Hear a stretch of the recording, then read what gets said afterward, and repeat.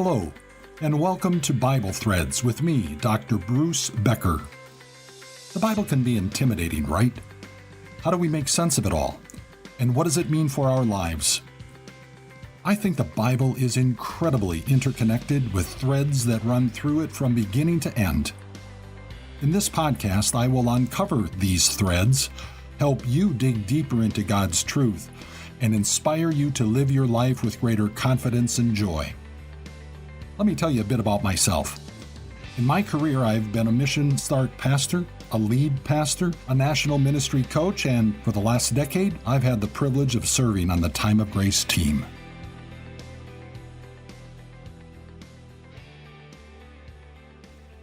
Today we continue with our series called The Grand Ands of the Bible. In this series, we are taking a look at important pairs of Bible words connected with the word and. In our last episode, we dug into faith and works. For me, the big takeaway was that when it comes to faith, well, it works. Faith and works always go together. You can't have one without the other. The grand and that we're going to explore today is visible and invisible. It's a Bible thread that stitches together the natural with the supernatural. Throughout the history of our world, there have been some great civilizations spanning all the continents, except for Antarctica, of course, unless you count the century-long penguin domination. Seriously, though, there have been many. The ancient Mesopotamian civilization, the Egyptian, Greek, and Roman. In South America, there was the Nortequico, centered in Peru. In Europe, there was the Norse. In Central America, there was the Aztec and the Mayan dynasties. In China, the very old Jiahu civilization, and in Australia, the Aboriginal, considered by some as one of the oldest civilizations in the history of planet Earth. All of these ancient civilizations had something in common. It was the way they viewed God. All of them, to one extent or another, viewed their gods as being like human beings, or animals, or other things in nature, like the sun or the sea or agriculture. They thought of their gods in terms of the visible world. In Egypt, there were gods like Ra, some pronounce it Re, and Osiris. Among the Northern European Norse, there was the super god Odin. Mesopotamian gods had names like Hadad and Dagon. Dagon, by the way, is mentioned multiple times in the Bible. Zeus and Apollo and Aphrodite were Greek gods. The Romans had gods that mirrored the Greek gods with names like Mercury, Venus, and Jupiter. Sounds like a solar system to me. Among the Aztecs and Mayans, there were gods whose names I can't even pronounce. Unlike the world's great civilizations, the Bible's explanation of God is much different. The God of the Bible, the creator of the universe, is invisible, without any visible characteristics. That is a significant contrast to the other gods that people have worshipped throughout history, especially in ancient times. References to visible and invisible appear throughout the Bible. There are hundreds of examples. But there is one place in the New Testament that serves as an insightful summary of visible and invisible. I'd like to spend some time today in the opening chapter of the Apostle Paul's letter to the people living in the city of Colossae. His letter is called Colossians. Colossae, by the way, is still an existing city, located in the southwest part of the country of Turkey. One of the recurring approaches in these Bible Threads episodes is looking at the context of each Bible section. That is especially true for the verses we are considering today. The church in Colossae was under attack from false teachers who claimed that believing in Jesus was not enough to be a real Christian. We don't know all the specific details, except what Paul raises as issues in his letter. In chapter 2, for example, it seems that these false teachers had been advocating for the for the Old Testament dietary laws and observance of Old Testament festivals and holy days. The one that caught my attention was their practice of worshiping angels. They also had rules governing what you could touch or taste or handle. They promoted having a sense of false humility and harsh treatment of one's body. These false teachers taught that by doing all these extra things, one could become a real Christian or a super Christian. And in doing so, they robbed Jesus of the glory and the honor that he rightfully deserved. So in the letter to the Colossians, the Apostle Paul demonstrates over and over that Jesus' life, his death, and resurrection are totally sufficient because of who he is. To have a connection to the true God and to spend eternity with him does not require the keeping of certain Old Testament laws and ceremonies. It doesn't require some higher knowledge, and it doesn't require some special effort or personal sacrifice on our part. In Colossians 1, verses 15 to 17, Paul wrote that Jesus Christ enjoys a supremacy over everything, both visible and invisible. Paul took his readers back to the creation of the world. This is what he said. The Son is the image of the invisible God, the firstborn over all creation. For in him all things were created, things in heaven and on earth, visible and invisible, whether thrones or powers or rulers or authorities. All things have been created through him and for him. He is before all things, and in him all things hold together. So let's unpack this phrase by phrase. What is said here is critical to our understanding of all that is visible and invisible. Let's start with the Son. Well, that's the second person of the Trinity, who came to this world as Jesus, taking on a visible human form. The Son is the image of the invisible God. So here we learn that the God of the Bible is invisible, without form. However, the invisible God became visible when God's Son took on human form. The Greek word image has really two shades of meaning. The first one is that of representation. This meaning suggests that the image represented, or in other words, symbolized, what the original object was. So did Jesus just represent or symbolize the invisible God? I don't think so. The second shade of meaning for the word image is manifestation. I know that's a big word and one that we don't use often, at least I don't. Say, did you see the manifestation of the new Subaru models on the car dealer showroom floor? We don't talk like that. Manifestation simply means on display or a visible expression.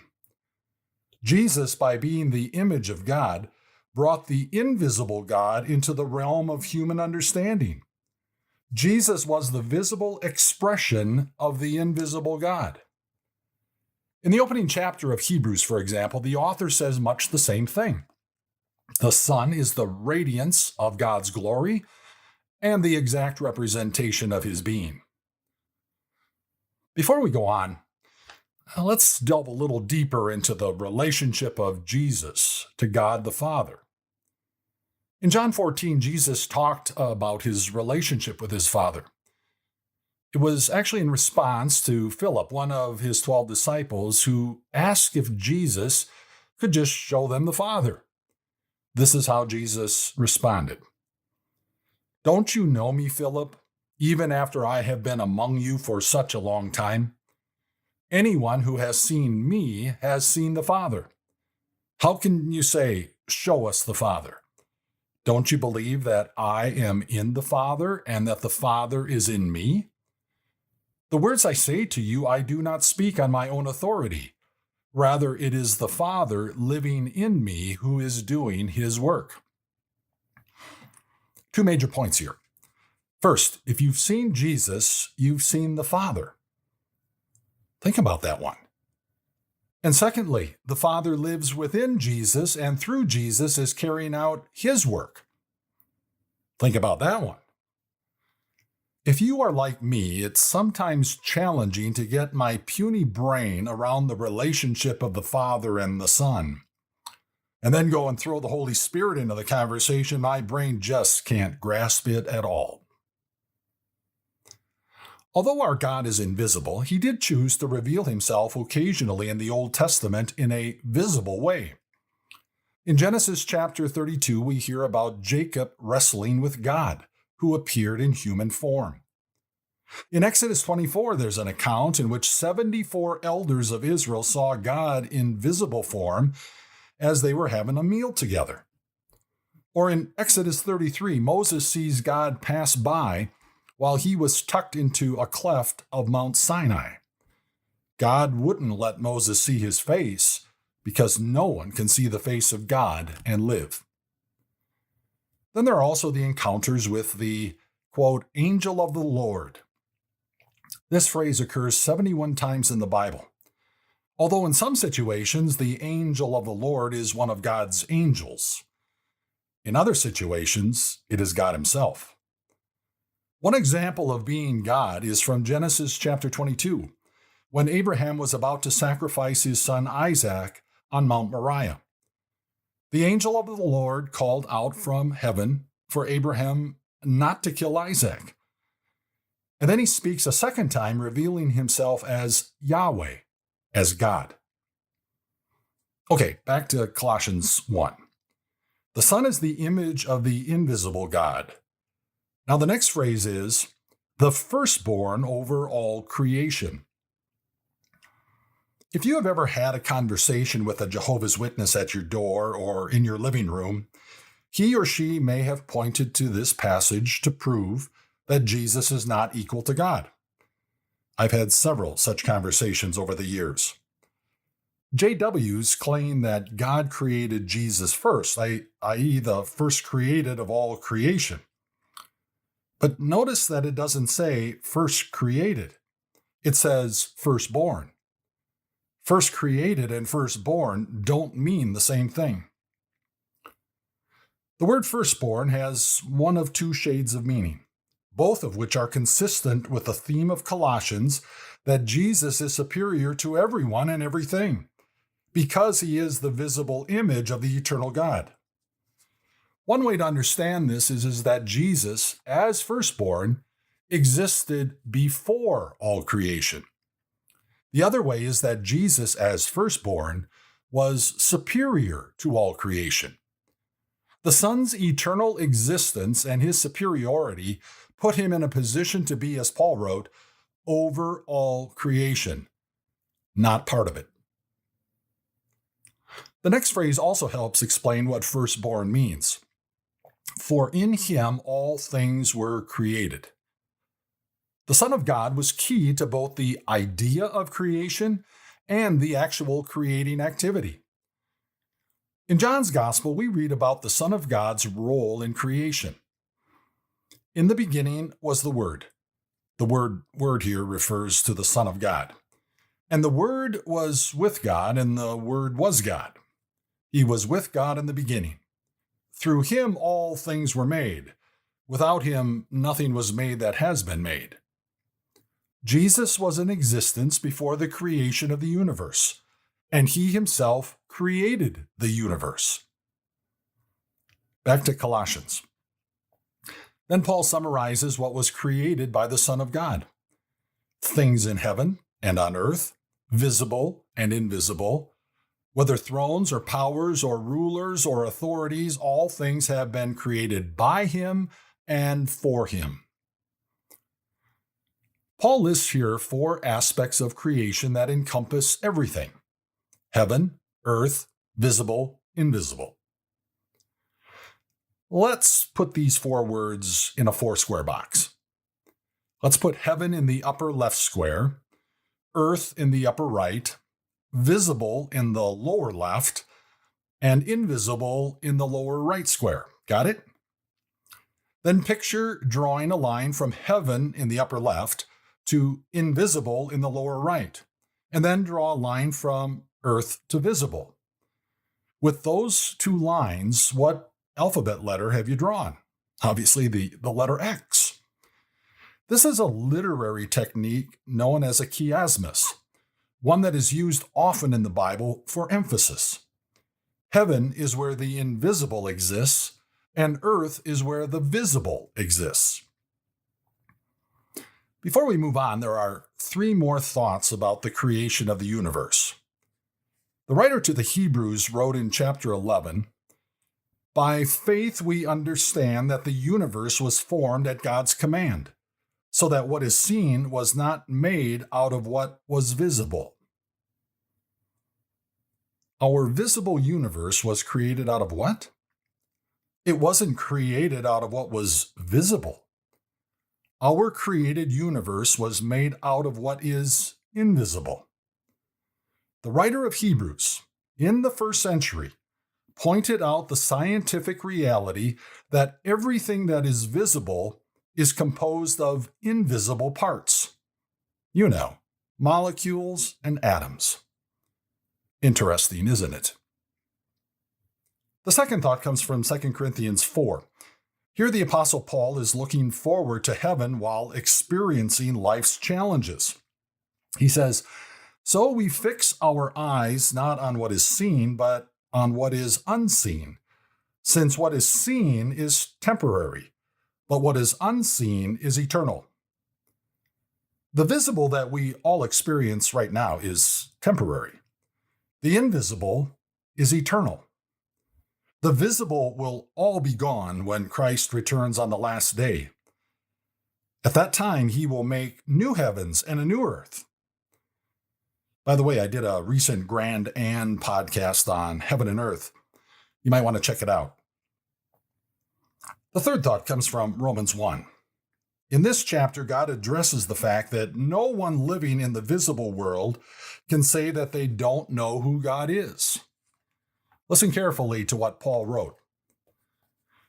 "The wrath of God is being revealed from heaven against all the godlessness and wickedness of people who suppress the truth by their wickedness, since what may be known about God is plain to them, because God has made it plain to them.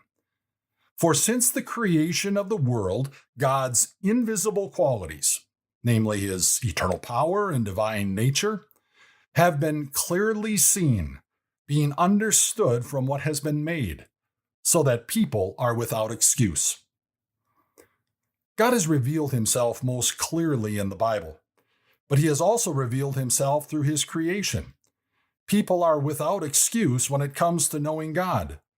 God's visible creation reveals God's invisible qualities. Since we can see the visible, we know who and what is a part of it. People, animals, plants, mountains, oceans, sun, moon, stars, and so forth. But who or what exists in the invisible? Back to Colossians 1. Paul wrote, "Things in heaven and on earth, visible and invisible, whether thrones or powers or rulers or authorities." I think there's another chiasmus here. There is general consensus among Bible scholars that thrones, powers, rulers, or authorities refer to entities living in the invisible realm, like angels, for example. This idea is supported by what the Apostle Peter wrote. In his first letter, where he wrote that we are saved by the resurrection of Jesus Christ, who has gone into heaven and is at God's right hand with angels, authorities, and powers in submission to him. We know from the Bible that there are different classifications of angels. Michael, we are told, is an archangel, the chief among the angels. There's a classification of angels known as seraphim. They are only mentioned twice in the Bible, both in the book of Isaiah. Another classification of angels is the cherubim. The cherubim show up more frequently in the Old Testament, 33 times to be exact. Cherubim are seen in the Bible guarding things. For example, after God expelled Adam and Eve from the Garden of Eden, 2 cherubim guarded the entrance to the garden. Or, on the cover of the Ark of the Covenant were 2 golden figures of cherubim. One other angel that is specifically mentioned by name in the Bible is Gabriel, who brought a message both to Zechariah, John the Baptist's father, and to Mary, Jesus' mother. Angels serve God by carrying out his will. They also serve us. There are a number of places in the Bible that talk about the invisible angels serving us. A well-known reference is in Psalm 91. For he will command his angels concerning you to guard you in all of your ways. They will lift you up in their hands. The writer to the Hebrews also wrote, Are not all angels ministering spirits sent to serve those who will inherit salvation? Isn't it comforting to know that those in the invisible world are watching out and caring for us in the visible world? And that is so important because of another classification of angels, the fallen ones, led by Satan. They are also known as demons or evil angels. They are in a spiritual battle for the souls of people. The Apostle Paul, in his letter to the Ephesians, refers to this spiritual battle. He says, Finally, be strong in the Lord and in his mighty power.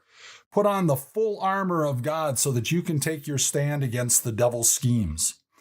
For our struggle is not against flesh and blood, but against the rulers, against the authorities, against the powers of this dark world, and against the spiritual forces of evil in the heavenly realms. Have you ever heard the term spiritual warfare? It refers to the battle that rages on in the invisible world for the souls of people in the visible world. A battle between God and his angel armies and Satan and his evil troops. If you want to read about this spiritual war, I'd suggest you open your Bible to Revelation 12. Although written in symbolic language, it will give you a deeper insight into this ongoing war. A war that God wins and has already won. Okay, so we know who is in the invisible realm. But where does the invisible realm exist? Might I suggest that the visible world and the invisible world exist side by side with each other? The invisible world is right here among us. It's like there is another dimension that we can't see. Let me give you an example from the Bible. In Matthew chapter 18, we read about Jesus' disciples asking him a question. Who then is the greatest in the kingdom of heaven? Jesus' response was to talk about children as the greatest in the kingdom. Jesus then makes a very stern warning to anyone who would try to lead a child who believes in Jesus to stumble in his or her faith. He then concludes his answer by saying, See that you do not despise one of these little ones, for I tell you that their angels in heaven always see the face of my Father in heaven. So, Jesus pointed out that children have angels protecting them, yet they always see the face of God in heaven. Angels are finite creatures. They can't be in two different places at the same time.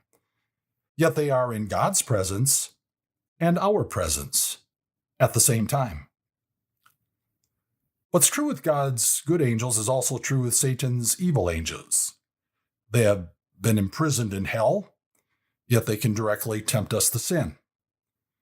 That's why Peter encourages us to be alert and of sober mind. Your enemy, the devil, prowls around like a roaring lion, looking for someone to devour.